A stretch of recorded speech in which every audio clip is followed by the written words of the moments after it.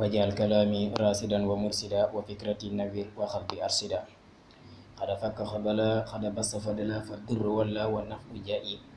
Assalaamu aleykum wa rahmatullahi taala wa barakatuhu. Mbokk jullit yi, mbokk taalibe yi, maa ngi leen di ziyaare waat di leen nuyuwaat baax a baax fi ma baaxoo woon di leen nuyoo saa su ne di sàkku seen ñaan te di leen ñaanal jàmm saa su ne di leen fàttaliwaat li ñu woon baaxoo woon di leen fàttali rek mooy ngeen di bës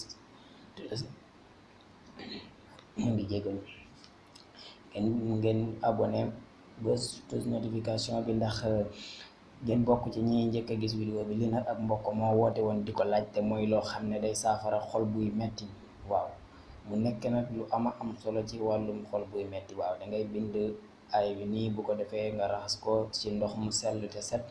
waaw bu ko defee borom ki amee xol buy metti bi mu di ko naan, incha allahu rabbi yàlla dina ko saafara ci lu gaaw a gaaw a gaaw. ñu ngi leen di ñaanal jàmm saa su ne di sàkku seen ñaan.